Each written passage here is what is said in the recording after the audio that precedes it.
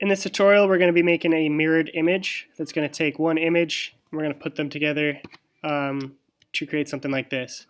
This works best with a lot of line work, kind of lots going on in a photo that is focused at the point where you're going to put them together.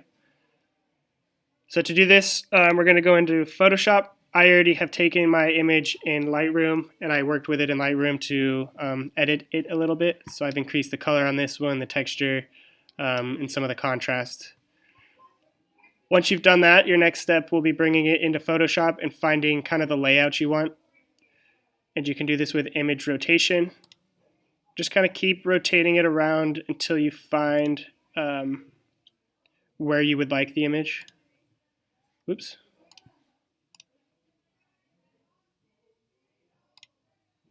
So I think I'm going to go kind of something like this.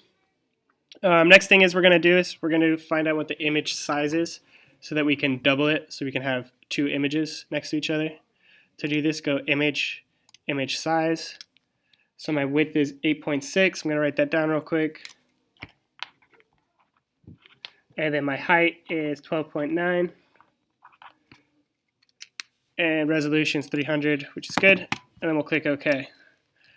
Once we've done that, we're going to create a new canvas. So go File, New. And we're going to double that height and that width. So my width will now be 17.2. And my height is going to be 25.8.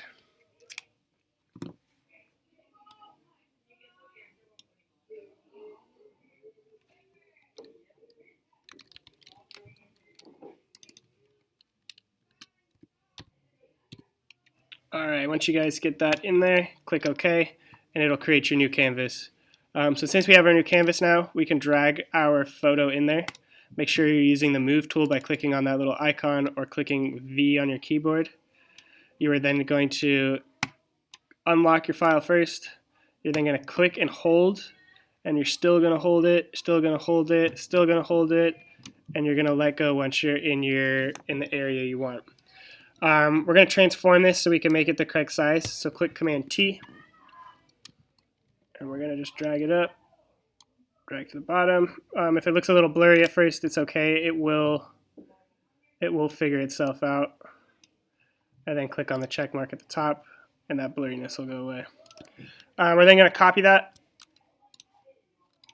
We're going to make another copy of this one right here. But first we need to rotate it. So you're going to go to Image, Image Rotation, and we're going to do 180 degrees so that it's the opposite of the one that we just had. Oops, I think I did that wrong. Image, Image Rotation, and we're going to flip canvas horizontally. There we go. So that'll make it so that they'll line up so that they're the opposite. We're going to do the same thing. Click and hold, drag, drag, drag, drag, let go, transform, and then you guys are going to be lining it up just like so that it makes a mirrored image. So it kind of creates cool designs, especially in the middle right here. Kind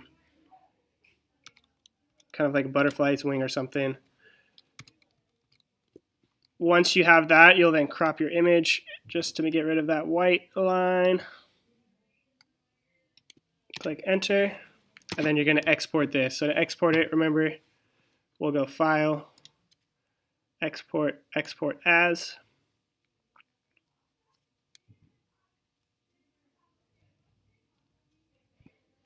Always change it to a JPG. Ignore that bell. You can then export. It's then going to ask you where you want it to go.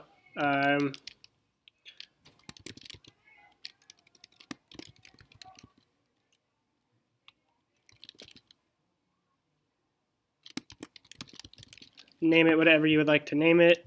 Click Save, and then it'll go to whatever location you chose. So for me, mine just went to my desktop. Once this figures itself out, I can show you.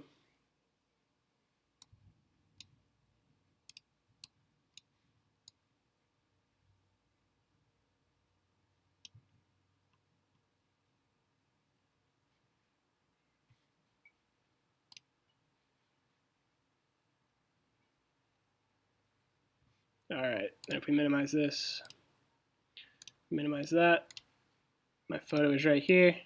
I always have all my photos in this folder edited and ready. And then within this folder, I have kind of different subjects of photos that I have, so I know where they all are. So once you've done that, go ahead and submit them to Google Classroom. If you wanted to, after you've finished, you can bring it back into Lightroom and you can play with different features.